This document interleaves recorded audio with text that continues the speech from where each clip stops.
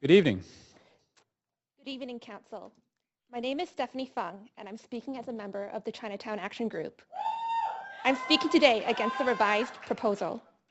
Before I begin, I want to acknowledge that we are on the stolen, occupied, unceded, and traditional lands of the Musqueam, Tsleil-Waututh, and Squamish First Nations.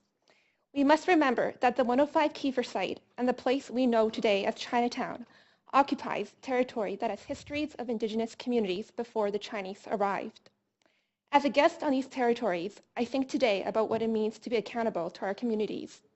I think about histories of resistance against displacement and gentrification that have led to where we are now. Over the past few years, I've been hanging out with Chinese seniors from ages 70 to 100. They have lived in social housing in Chinatown for 25 to 30 years, and I've seen the dramatic changes happening in their neighborhood. Through the time I spent with them, I have witnessed firsthand situations in which seniors feel helpless because they are unable to access support services due to language barriers. Furthermore, the doctors that have been catering to the Chinese community have moved away from the neighborhood, making it especially difficult for seniors to access the culturally appropriate services that they need. Furthermore, I've witnessed incidents where requests for translation and interpretation for seniors, especially during open houses and community consultations, have been denied. Seniors have been telling me stories about racism and discrimination on the streets. They've been telling me rises in rents, their neighbors moving away. They are feeling socially isolated because more and more longtime businesses that sold affordable goods and catered to Chinese communities have closed or moved to other neighborhoods. They also tell me about their life experiences, often traumatic, of surviving wars and famine, of their struggles of migrating to Canada, their difficulties of accessing culturally appropriate services, and eventually finding belonging and community in Chinatown.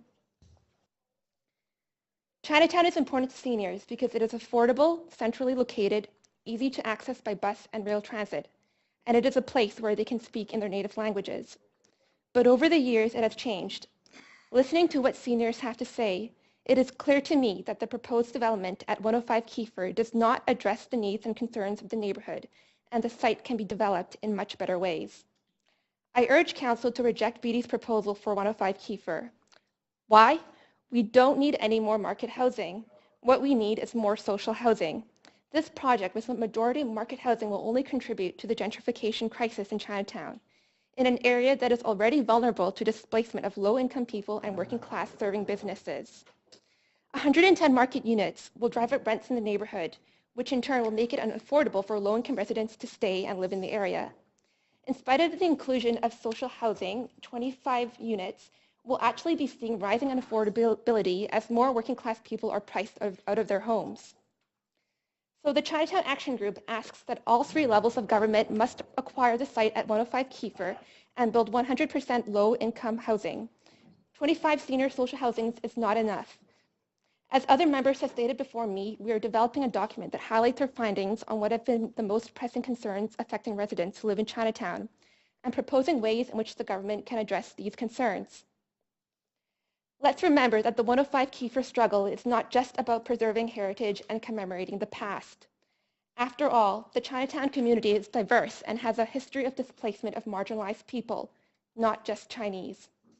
It's about recognizing and fighting for those who have the most at stake, those who are most affected by the housing crisis. I think about low-income working-class residents, seniors, people who can't speak English, people living in SROs in this neighborhood, those whose lives are threatened the most by relentless development and gentrification if this condo is built. The issue of the lack of affordable housing raised by others before me is not limited to Chinatown. It's happening across the entire city. I urge Council to listen to the community that strongly opposes this proposal. Thank you. All right, thank you very much.